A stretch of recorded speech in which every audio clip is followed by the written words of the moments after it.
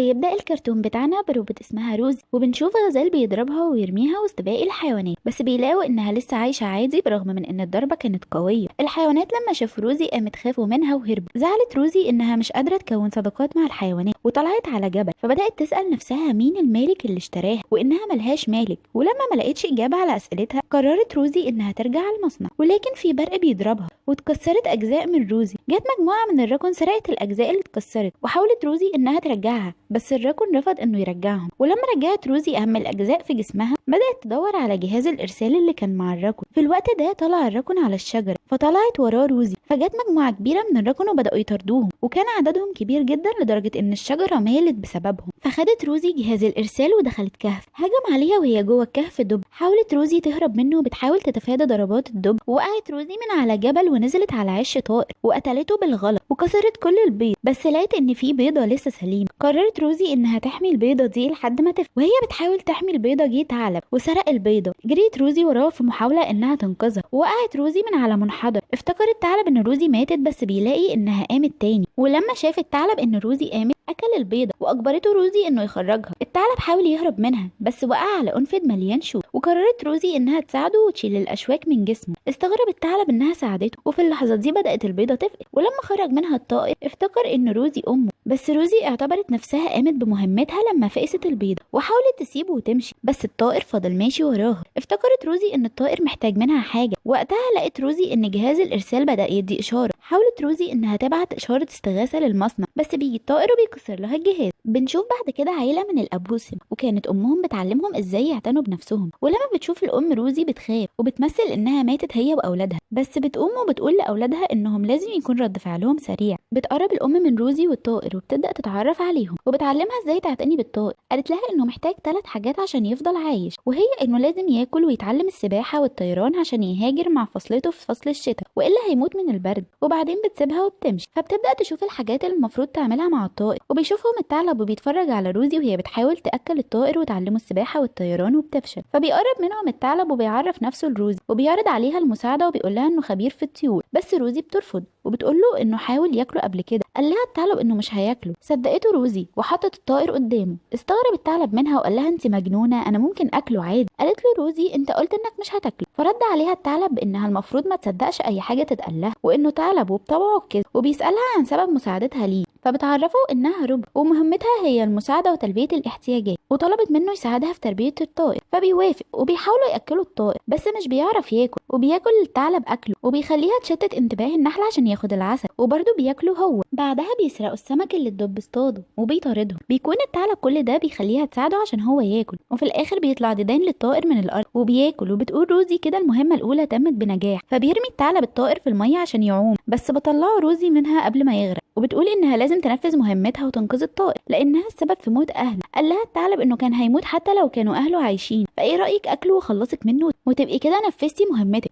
فبتطلع روزي الطائر من بق الثعلب وبترفض الفكره. فبيقول لها انها محتاجه مكان امن من كده عشان تحمي الطائر. وبتبدا روزي تجمع شجره عشان تبني بيت يحميهم، وبيحاول الطائر يساعدها وبيجيب خشبه صغيره. فبتقول له روزي ان الخشبه دي مش هتساعد، فبيزعل الطائر. فعشان ما تزعلهوش بترفعها عشان يحط الخشبه الصغيره، وبيجي بعدها يخبط على رجلها عشان يحط واحده تانية، وبيفضلوا على الحال ده لحد ما بيخلصوا البيت. وبيقول لها الثعلب ايه الاسم اللي هتسمي بيه الطائر. فبتسمي روزي الطائر بارقام لحد ما بتسميه في الاخر بريد بيل، بس احنا هنناديه بيل. وبيدخلوا كوخ عشان يناموا، وبيحكي الثعلب للطائر قصه تساعده على النوم. وبالفعل بيروح بيل عند روز وبينام، وبيجي الثعلب ينام جنبهم، وبيقول للثعلب ان روز بتوحشه لما بتنام. فبيرد عليه الثعلب انها بتوحشه هو كمان. وبتعدي الايام وبنلاقي ان بيل كبر وبيحاول يتعرف على سنجاب ويصاحبه، بس السنجاب بيخاف منه وبيهرب لان بيل بيتعامل على انه روبوت. وبتيجي روزي والثعلب واللي كانوا مستخبيين عشان يساعدوا بيل انه يقرب من الحيوانات، وكانت دي خطه روزي. فبتكون فشلت وبيبص لهم الثعلب باستغراب. تسال روزي الثعلب اذا كان شايف تصرفاتهم غريبه، فبينكر الثعلب ده. وبتبدا روزي وبيل يقلدوا الحيوانات، وبيتضايق الثعلب من تصرفاتهم الغريبه. فبتاخد روزي بيل علشان تعلمه السباحه. بتكون بتعلمه ازاي يسبح زي البشر. بيسبح بيل بس بصعوبه، وبيلاقي مجموعه من الطيور من نفس نوعه. ولما بتشوفوا الطيور بيسالوه لو كان هو الطائر اللي بيربي الوحش، وبيكون قصدهم بالوحش هنا روزي. وبيتريقوا عليه لانه مش بيعرف يسبح ولا يطير وعايش حياه غريبه. فبيغرقوا في الميه، وبتشوفهم روزي وبتروح ليه، ولكن في سمكه بتسحب بيل جوه الميه، وبتحاول روزي تنقذه وترميه بالاحجار. وقبل ما يقرب ياكل بيل بتنقذه روزي على اخر لحظه حرفيا. ولما بتتخلص روزي من السمكه بترجع الطيور مره تانية لبيل وبيسالهم بيل عن سبب مهاجمتهم ليه، فبيقولوا له انك مختلف عننا. فبترد روزي بانه كان عايز يقرب منهم ويتعرف على نوع من الطيور مش اكتر. فبترد الطيور بانه مش من نوعهم لانه مختلف عنهم. فبيزعل بيل وبيقرر يرجع مع روزي. فبتقول له الطيور ان كان فعلا فاكرها امه. فبيرد بيل بانه عارف وبيقول لهم انها قتلت امه وان الكل عارف ده. بيبص بيل وروزي لبعض بحزن وبيجي الثعلب وبيقول لهم شكرا على الكلام الكتير، دلوقتي انا عرفت لازم اكل مين الاول. لكن بتمنعه روزي وبتكون هتاخد بيل معاها وتمشي، بس بيتعصب عليه وبيمشي وبيسيبها. وبيتعصب الثعلب وبيقول للطيور ان هياكلهم على العشاء بسبب اللي عملوه وان الموضوع ما انتهاش. وبتاخد روزي وبتمشي. وبعدها بتحصل مناقشه قويه بين بيل وروزي وبيسالها لو كانت فعلا سبب موت امه، وبيبدا يلومها انها السبب في كل اللي هو فيه دلوقتي. وبعدين بيسيبها وبيمشي. وبيكون الثعلب بيتفرج على اللي بيحصل بينهم وبيكون متضايق عشانهم. تاخد روزي العش اللي كان بينام فيه بيل وهو صغير وبتحطه في البحر. وهي راجعه بتشوف الكبسوله اللي طلعت منها لما جت الجزيره اول مره وبتلاقي كتيب الاستعمال بتاعها. بتلاقي اجزاء كتير من روبوتات متدمره على الجزيره وبتبدا تجمعها وبتكون روبوت. فبيشتغل وبيتكلم معاه وبيعرف عن نفسه وبيسالها ايه المهمه المطلوبه منه وازاي يقدر يساعدها. بتقول له روزي انه يقدر يساعدها في مهمتها وانها عندها إيه. فبيقول لها روبوت ان في عطل في بياناتها وان دي مش مهمتها والمكان ده مش مكانها. وبيديها جهاز الارسال اللي عنده عشان يساعدها تروح لعالم البشر وتقوم بمهمتها الحقيقيه هناك. وبعد كده بيطفي وبنلاقي ان روزي قعدت على جبل وبيجي الثعلب وبيقول لها ان ما كانش ينفع تختفي كده. فبتقول له روزي انها عرفت المكان اللي بتنتمي ليه وانها هترجع لمكانها الاصلي. بس بيشوفوا الطيور اللي من نوع بيل بداوا يهاجروا. فبيقول الثعلب انهم لازم يروحوا لبيل ويساعدوه. فبترفض روزي وبتقول له انه مش هيقبل مساعدتهم. بيقول لها الثعلب انه ملوش اصحاب غيرهم وما عندوش اختيار غير انه يوافق. وبياخدها وبيروحوا. اول لما بيوصلوا لبيل بيرفض وبيقول لها انت كملتي مهمتك لما ربيتيني لحد ما كبرت، تقدري تمشي دلوقتي. فبترد روزي بان حياته مهمه عندها وان مفيش وقت للتفكير. وبيوافق بيل بس بيقول لها انه مش متاكد اذا كان هيقدر يطير. فبتطلب منه روزي انه يثق في نفسه. وبتحلل روزي حركات الطيور وبتصورها وبتبدا تعلم بيل الطيران. وكانت الطيور التانية بتتريق عليه لما كان بيحاول وبيفشل. وبيساعد الراكون روزي وبيعمل لها رجل بدل المكسوره وبتركبها روزي. فبيقول لها الثعلب انه مفيش فايده من تدريبه بنفسها وانها لازم تجيب حد خبير في الطيران. وبتجيب له روزي صقر واللي بياخد بيل في الجو وبيبدا يعلمه ازاي يطير. وبيقول الصقر لبيل وهم طايرين انه مفيش حاجه صعبه عليه انه يتعلمها. وبينجح بيل انه يتفادى كل الحواجز اللي حاططها روزي بنجاح. واخيرا بيتعلم بيل الطيران. وبيجي قائد الطيور وبيهني روزي انها قدرت تعلمه الطيران. فبتشكره روزي وبتساله امتى هتهاجر الطيور. فبيقول لها بعد اسبوع. بتقول له روزي انه كان هيقدر يهاجر معاهم. فبيقول لها انه هيقدر لو كان جاهز لتحمل الظروف الجويه الصعبه اللي هيمروا بيها اثناء الهجره وانه لازم اجنحته تكون قويه كفايه لده. وبيقرر بعدها وبيسيبها. وبتبدا روزي تعلم بيل انه يتحمل كل الظروف الجويه الصعبه اللي ممكن يتحط فيها اثناء الهجره. وبينجح انه يتخطاها كلها. وبيكونوا مبسوطين بالانجاز ده. حتى الحيوانات كلها بتكون فرحانه. واخيرا بيل بيكون جاهز للهجره مع الطيور. واول ما بيوصلوا عندهم بيرحب بيه قائد المجموعه وبيقول له انه اصغر طائر فيهم في الحجم وانه لولا روزي ما كانش بقى قوي كده ولو كانت عيلته عايشه ما كانش هتقدر تخليه بالقوه دي فلازم يكون ممتن لروزي. وبتبدا هجره الطيور وبيسال بيل روزي لو كانت هتفضل في الجزيره وتستناه لحد ما يرجع تاني. فبتقول له لا وانها لازم ترجع موطنها. وبيودع بيل روزي والثعلب. ولما بيطير بتشوف روزي من بعيد وبتكون حزينه جدا على فراقه هي والثعلب. وبيجي الشتاء وبتقعد روزي على حافه الجبل. وبيجي الثعلب وبيسالها ان كانت هترجع موطنها واذا كان لازم ترجع فعلا. فبتقول له روزي انها لازم ترجع. وبيزعل الثعلب ولما بتنادي عليه روزي بتلاقيه مشى. وبتحمي كل الحيوانات نفسها من برد الشتاء. وبيدخل الثعلب الكوخ اللي بنته روزي وبيقعد لوحده وبيبان عليه الحزن انه رجع وحيد تاني. وبتشغل روزي جهاز الارسال وبتوصل الاشاره لموطنها وبيقدروا يحددوا مكانها. وفي الوقت ده بيكون بيل وصل هو والطيور لمكان عشان يستريحوا وياكلوا. بس بيشوف بيل راجل روبوت شبه روزي وبيفتكرها روزي. ولما بيكلمها وبيكون مبسوط انه شافها تاني بيلاقي ان في اكتر من روبوت غيرها وبيخاف وبتهجم الروبوتات على الطيور. بيروح بيل لقائد الطيور وبيساله هم ليه بيحاولوا يمسكوهم. فبيقول له القائد ان دي كائنات خطيره وبيساله ازاي مش خايف منهم. فبيرد بيل بانه اتربى معاهم. فبيطلب منه القائد ان هو اللي يقود المجموعه ويخرجهم من المكان ده. وبالفعل بيبدا بيل يقود المجموعه بنجاح ومش بتقدر الروبوتات انها تاذيهم بس بيقدر يحدد واحد من الروبوتات مكان بيل وبيسيبه. وبنروح عند روزي اللي بتصحي الثعلب من النوم وبيتفاجئ انها لسه ما مشيتش. وبتقول له انها لازم تفضل لحد ما يرجع بيل وتطمن عليه. بس بتقول له ان في عاصفه قويه بره وانهم لازم يروحوا يساعدوا باقي الحيوانات. فبيحاول الثعلب انه يهرب بس بتمسكه روزي وبتخليه يستخدم حاسه الشم اللي عنده عشان يقدر يحددوا اماكنهم. وبينجحوا انهم يجمعوا كل الحيوانات وبتكون روزي تعبت جدا، بس بتقول للثعلب انه لسه فاضل واحد بيكون الدب، وبتروح علشان تجيبه. ولما بترجع بتلاقي ان كل الحيوانات ماسكين في بعض، وفي منهم اللي بيحاول ياكل التاني، وبيحاول الثعلب انه يهديهم. ولما بترجع روزي بتكون تعبانه جدا وبتساله ايه اللي حصل، فبيقول لها ده نتيجه انك تحطي حيوانات بتتغذى على بعض في مكان واحد، وان هي دي الطبيعه وغريزتهم، فمش بتقدر روزي انها تهديهم من كتر التعب. فبيزعق الثعلب فيهم لحد ما بيسكتوا،